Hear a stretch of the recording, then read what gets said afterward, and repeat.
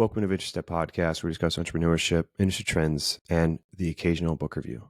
Like many podcasts that you listen to this time of year, they have typically an episode on lessons learned, reflections, and important things to bring into the next year and their goals. And we're no different here. We are going to discuss the same exact thing. We'll be talking about potential move to New York City, the evolution of VentureStep, and the previous episode touched more on analytics and what has happened. This episode was going to touch on the future and what we want to do. And then we are going to discuss Vibition, which is an e-commerce company that I used to run with partner Lisa, and some lessons learned over the past year and what we should take into the next year and make sure that we remember what we discussed in this year before we move to the next. Before we dive in, I'm your host, Dalton Anderson. I'm going to shorten this intro, by the way. It's too long. You can find the podcast in video and audio format on YouTube. And if audio is more your thing, you can find the podcast on Apple Podcasts, Spotify, and YouTube, or wherever else you get your podcasts. New York City. And so New York City was a decision potentially that I'll be making after I do an Airbnb or stay with a friend in New York for a couple weeks.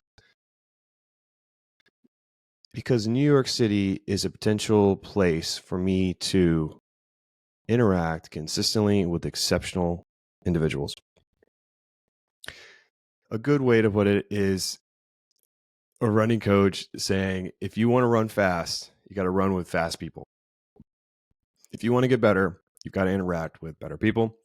But you get to a certain point where for you to consistently interact with people that are multitudes above you in capabilities, you have to go where people are concentrated.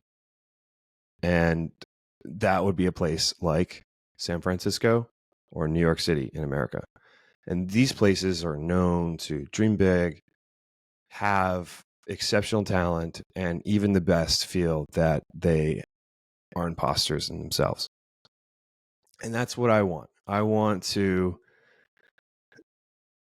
learn and see the positive and negative attributes of these people. And I want to take what I want and discard what I don't want in myself that I can see externally. And there's some things that you just can't take out. It just comes with the ride. So if you want to be exceptional and you want to have these things, you're going to have certain personality traits or things that you pick up from just living the life that you're living, which is fine, but recognizing that those things come for a ride and monitoring how they affect your personal life.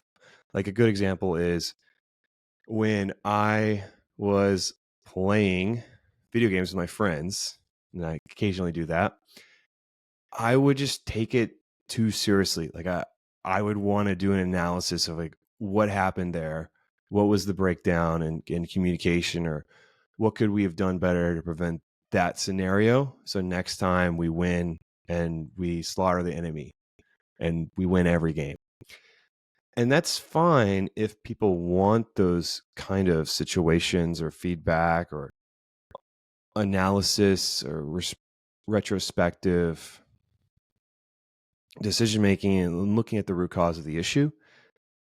But sometimes we're just trying to play Xbox. And my friends are like, hey, I know, because there's times where they turn it on. They want to be competitive, and those kind of conversations are accepted and welcomed. But then there's other times where we're just trying to relax, decompress, and socialize. And it doesn't need to be a life and death situation of just constant battle and commotion of like what happened and what we need to do better on. It's just, we're just playing Xbox, man. And having someone that will recognize those things and point them out to you, but you also need to internally recognize it and point it out to yourself. Like not every game is gotta be this tooth and nail competitive, just crazed winning mentality. Just relax, and it's okay just to relax. But that being said, I want to go to New York City.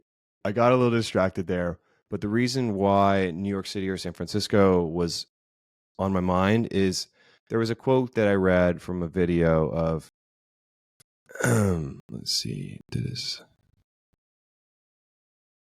Naval. Oh my gosh, Naval Rognak, and he is a angel founder, a legendary person in just technology, owns a fund, and he funds companies, early investor, and Uber, Airbnb, all sorts of places, and very insightful and someone that I look up to because not only is he someone that was successful and got to build a lot of cool stuff and had influence on society, but he also is balanced and believes in stoicism and philosophy, and overall is maxed out, I would say, in a sense that he's just maxed out. Like, he's maxed out financials, he's maxed out in social credibility.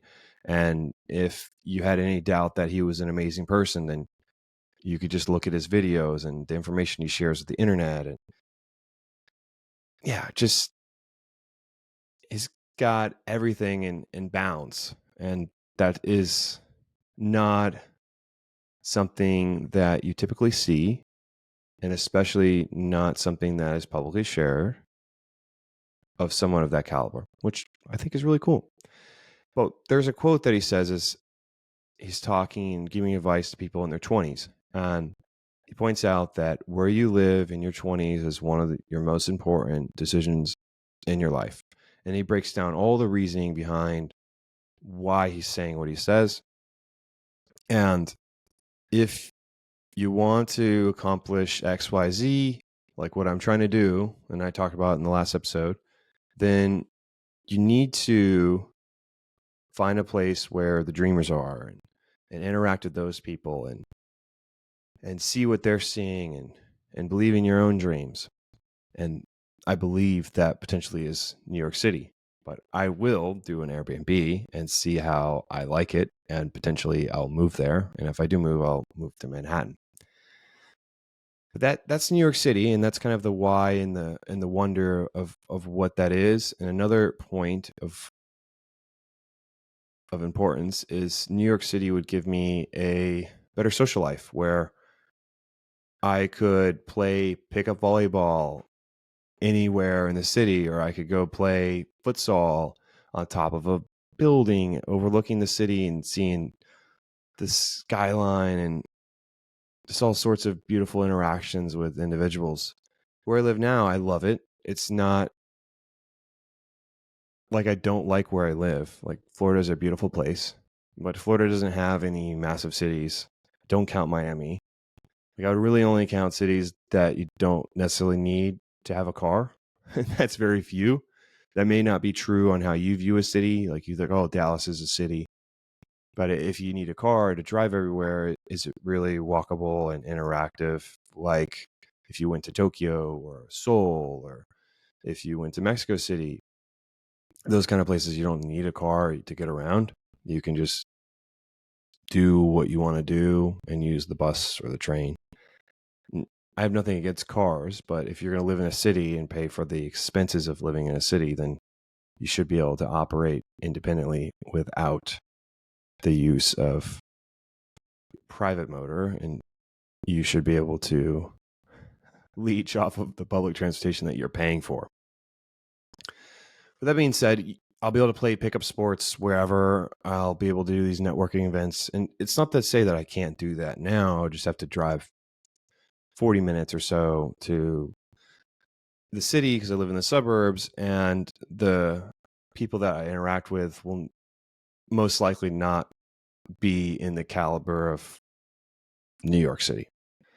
And maybe my analysis and my hypothesis is completely false and incorrect. And I'm willing to admit that after I go trial New York City. And I'll let you know if I feel differently. So keep that in mind. If I never bring it up again, call me out on it, and I will give you my opinion. Because it's okay to be wrong. Being wrong is one step closer to being right. So the next item on the list is VentureStep. So in the previous episode, I talked about what has happened to VentureStep, the difference between YouTube and posting your podcast on the different networks. So Spotify, Apple Podcast, wherever else. I mean, there's pretty much the big two. There was Google Podcast, but that's becoming YouTube Podcast. So Google Podcast is gone. So out of those main systems, what happened? I talked about that in the last episode. This is where we're going. So one thing that I think is important to acknowledge is my lack of guests on the show. People have requested to become on the show. They've requested to come on the show. I have responded. They followed up.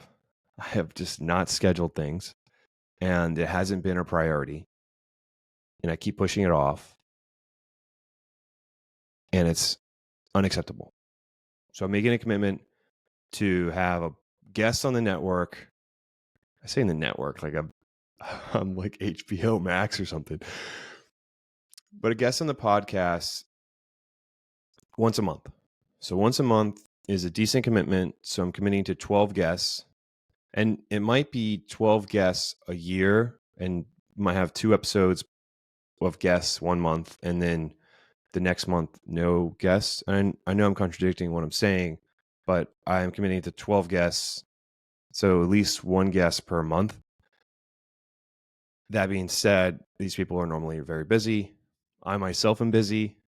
And to get these 2 schedules put together and have an episode of 1, figuring out if this person is qualified to be on the show, 2, what do they want to talk about, 3, putting together an outline, having them look at it, and then scheduling a time. There's quite a few steps to get 1 guest on the show. So ideally, I would have had this commitment already done in maybe November and already had a couple episodes recorded, but we're doing this now.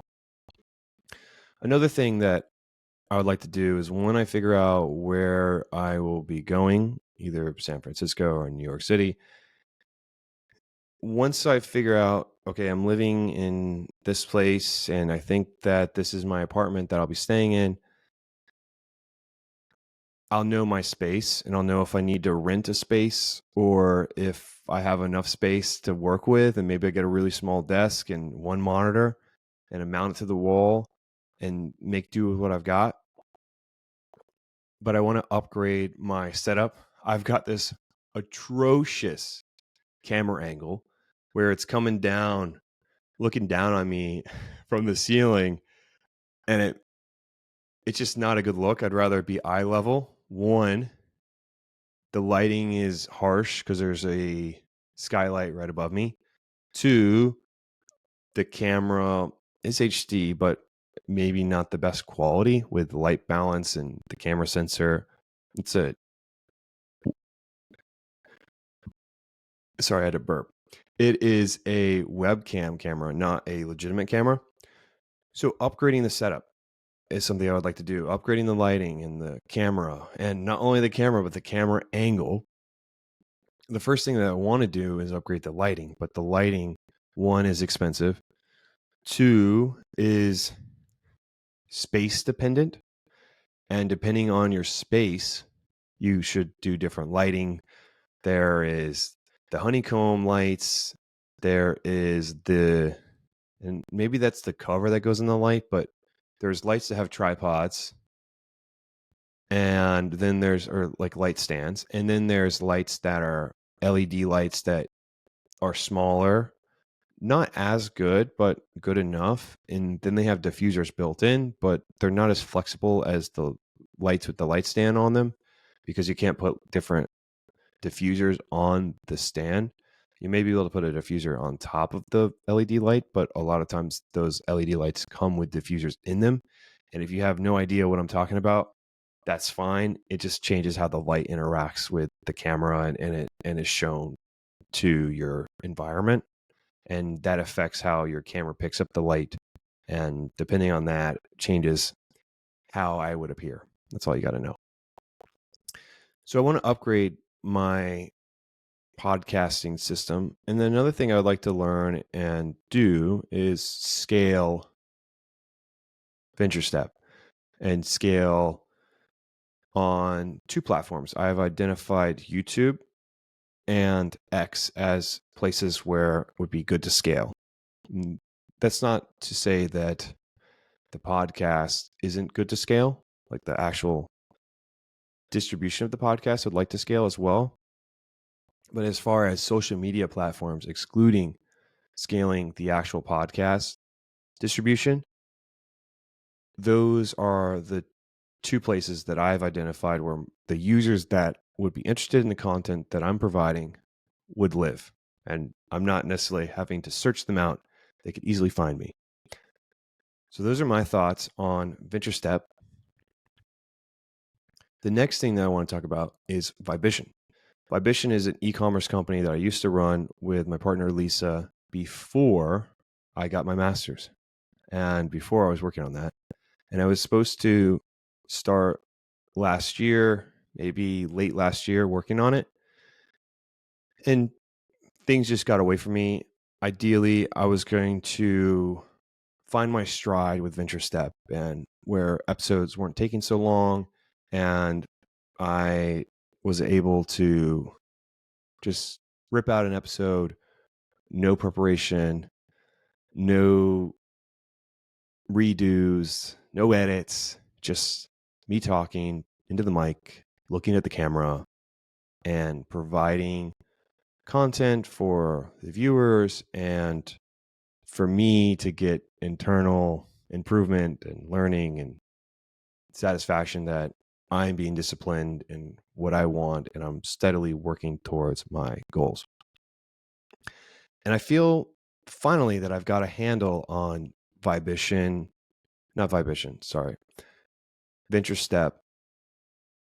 and I feel that it's easier for me to create an episode. It's not taking so long. Originally, when you have to edit and produce all the audio, it takes a long time, maybe 15 hours. And then you've got to put together the outline. You've got to research the content.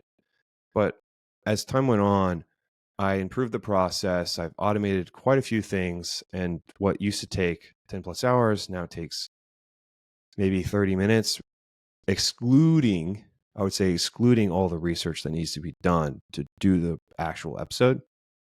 But as far as putting all the things together, like I'll put together my notes, and then my notes are compiled to make a podcast outline using a Google Gym, a custom Google Gym that I built that makes the podcast outline for me. I put all my notes and schedule my podcasts in Notion, and I've got a whole workflow that allows me to keep track of the things I need to do and allows me to do them efficiently. So now that I've got a handle on VentureStep, I want to start adding more to my system. And that would include Vibition, and I will be launching a product 2025 100%. And that may not seem like a crazy goal, but you have to design the product, figure it out, market it, get it into warehouses or build a website, get it stood up. And this isn't some kind of drop shipping, oh, I'm just taking some link off of Alibaba and I'm putting this together.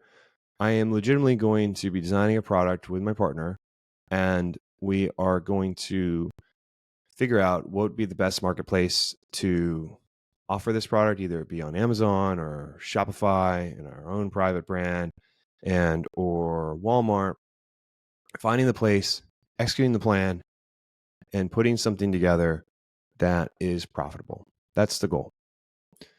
To do that, that takes months of planning and execution and collaboration, all sorts of things that come with launching a product. And when available, I will be sharing some of the progress. I won't be sharing the product, but I will be sharing what I'm doing and the things that I'm working on, just to add a little flavor to the podcast. And that's one of the main purposes of the podcast. If you listen to the first episode on YouTube podcast, it discussed the purpose of VentureStep. The purpose of VentureStep is to show you what it takes. A lot of times, history records the winners, but also the losers, but not the people in between. To become a doctor, it isn't an overnight process. It takes 10 plus years to become a doctor. You got to go to school, you got to do your residency, then you've got to find a place that would allow you to work. And then after that, then you could finally become a doctor.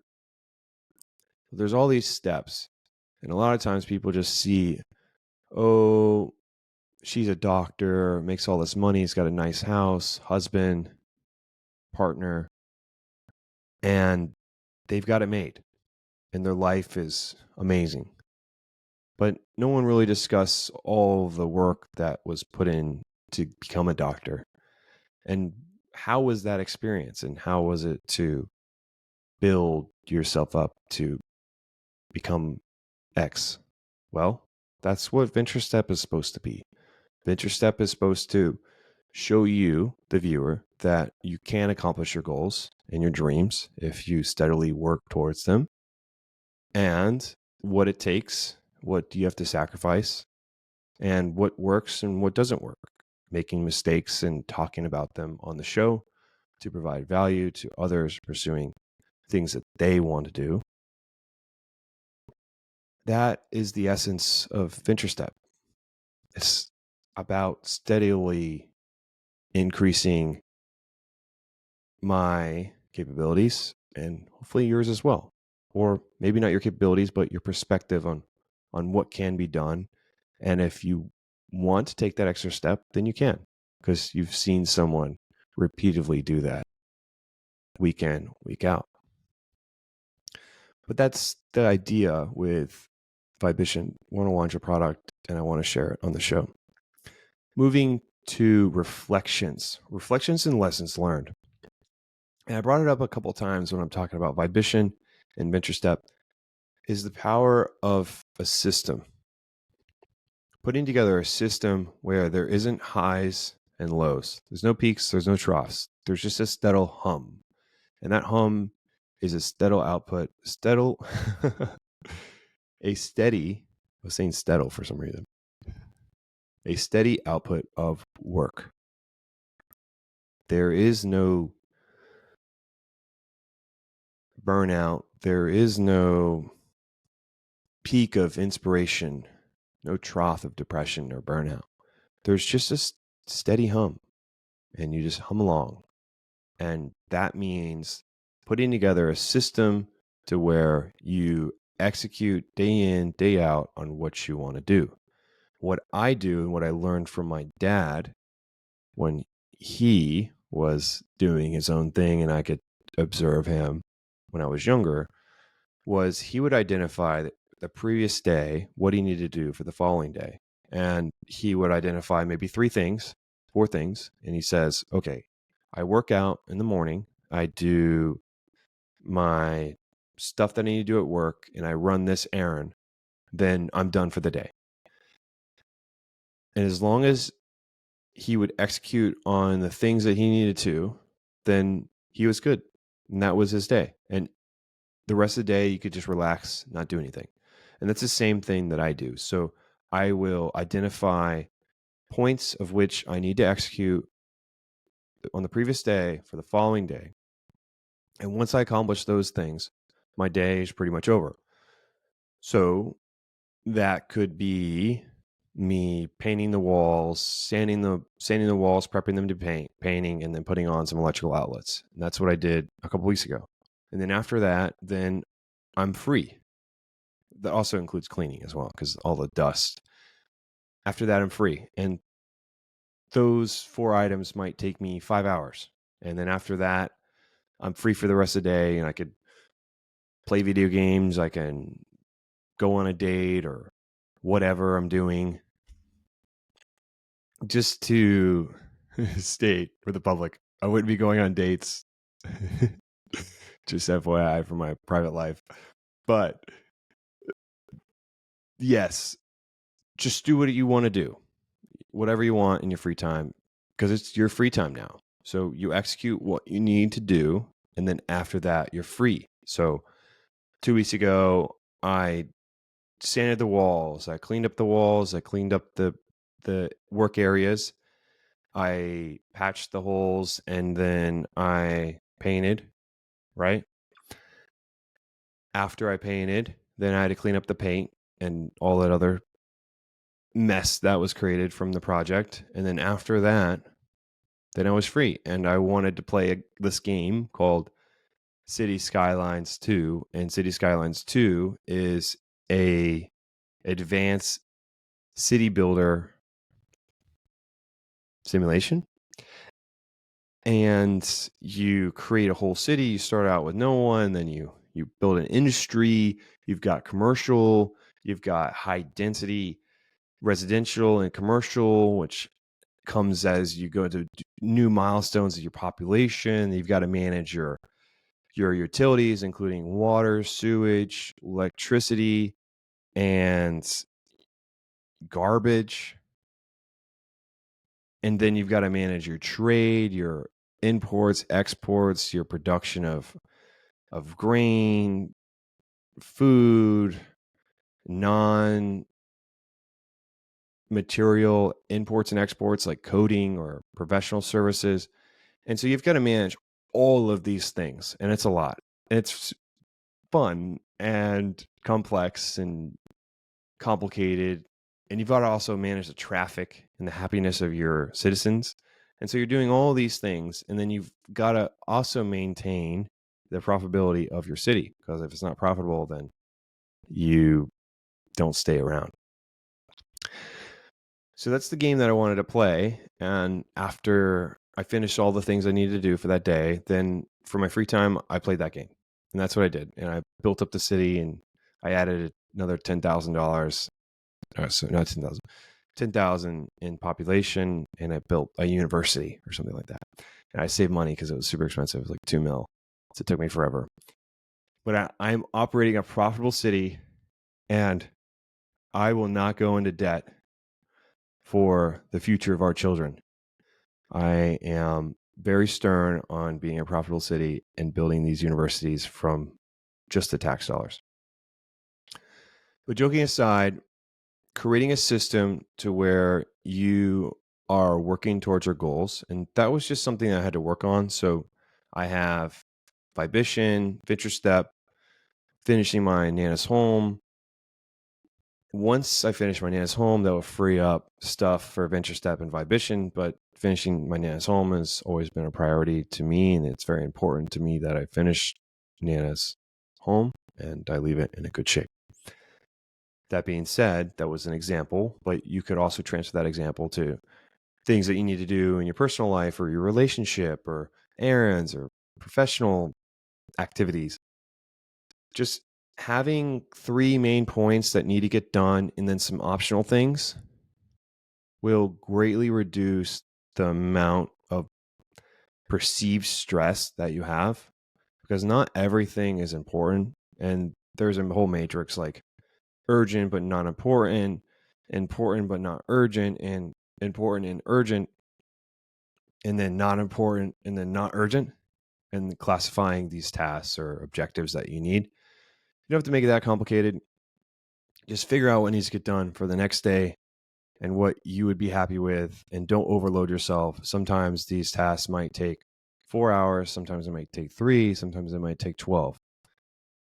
Doing those things will greatly reduce your likelihood of burning out and will allow you to have a steady hum to your output towards your goals, which is important.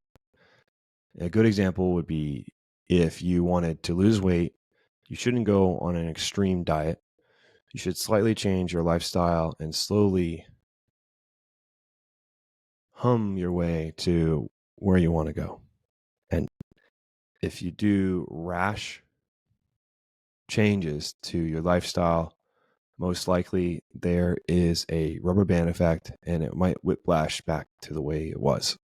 So if you slowly correct your actions and you find a system that works for you, and you live the lifestyle that you want, then you will achieve your goal of losing weight. Or same thing if you wanted to work out. If you haven't been working out that much before, don't focus on a 3-hour workout. One, those probably aren't efficient. And then two, your body's not ready for that. So don't try to do that. If you want to get into the gym 5 days a week, one, I don't think that you need to do that. But if you wanted to do 15 minutes or 20 minutes, just get started. Getting started is getting 85% there. The other leftover is easy. Once you just get there and you say, oh, I'll just do one exercise, and then before you know it, you don't want to leave. You're like, oh, I'm having a great time. Let's just keep going. So just do 15 minutes, commit to 15 minutes. When I made the commitment to VentureStep podcast, I committed to 10 minutes a week. If you look at all of the episodes that I've been outputting, those episodes are more than 10 minutes. The average episode time is probably around 38 minutes. Last time I checked, it was a little over, but I've been shortening my podcast episodes due to some feedback. Just put that in mind. Have a system, execute consistently. The next thing, once you have a system, avoid catastrophic events. If you avoid catastrophic events and don't do stupid things and don't put yourself at elevated risk of bankruptcy, getting fired, or whatever the scenario is, or getting physically harmed, that would be a recipe for success. If you have a system where you have a steady output of effort over these sporadic bursts, if you avoid catastrophic events, I assure that you will be successful. Identify and create truth-seeking groups. And the truth-seeking groups piece is from Annie Duke, Thinking in Bets. And her philosophy with truth-seeking groups, which I think was important to emphasize, and maybe something that I learned over time from experience, but not something that I explicitly explained to myself or to others, was truth-seeking groups are important to hold yourself and others accountable. And I think you would understand what a truth-seeking group is. A group with individuals who maybe have similar goals and tastes and will hold you accountable for what you're trying to do, and you will hold them accountable for what they want. But the confusion is when you try to blur the lines between truth-seeking groups and friends. Truth-seeking groups can also be your friend, and they should be your friend.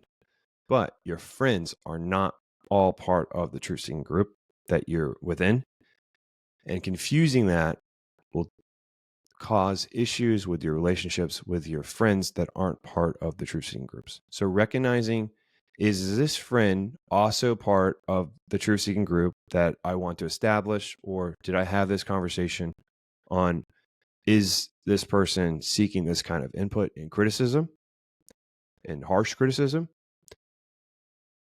Or is this person my friend and they're my Xbox friend, or they're my golf friend, or they're my work friend? And identifying the differences is important if you want to have these consistent relationships. And not everyone is going to want to be in a truth-seeking group. Not everyone wants to have that extra responsibility or criticism or expectation of who they should be and who they want to become. And that's okay, because not everyone needs to do those things. But if you are interested in having a truth-seeking group, make sure that you identify what group they are also not within or within, and vice versa. The next thing is from the Daily Stoic, Ryan Holiday, and Meditations by Marcus Aurelius, and kind of an overlap because there is quite a few snippets and quotes from the Meditations in the Daily Stoic, but I figured I would roll them all into one. Personal space. Your only personal space that you truly have is your mind. That's it. Everything else is just there. You can't control what happens to you. You can't control what people do. You can't control if people physically harm you. The only space, the only space that's truly yours is the one in your head. And that controls how you reflect on your actions. That also is how you might take situations and how you might feel about them. Your personal space is limited to your mind, and your mind is how you interact with the world, and the only place that you have true ownership of. Everywhere else is a shared space, and you can't control those interactions or what others will do to you or to others. And it is important to control your thoughts and your reactions, but still be expressive. It's not about hiding your emotions. It's about regulating them. And once again, it's related to this whole system thing. You don't want to have drastic highs and lows. You want to be consistent. And consistency in this steady hum will level your reactions and make you more clear-minded and easily diffuse hostile situations or conflicts, and not being emotionally tangled in things that don't matter. And doing so, you will find peace because you accepted what you cannot control. The next thing that's related to this, and also something that was talked about in the Daily Stoic and meditations, was not everyone is out for you. The world is a positive place. And just the way that society is, most of the negativity is elevated towards you, and the positivity goes unseen. So that being said, people typically think about things happening to them in a negative light. And it's easy to become defensive on situations that may paint you in a bad light or might take away some of your resources. And when I say resources, it's broad, like your girlfriend, your job, your partner, your friends' time.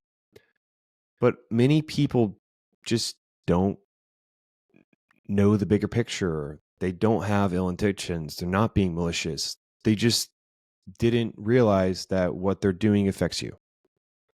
And understanding that not everyone is out for you, and taking that, well, maybe they didn't know, or maybe they were busy and didn't realize that when they said this affects me.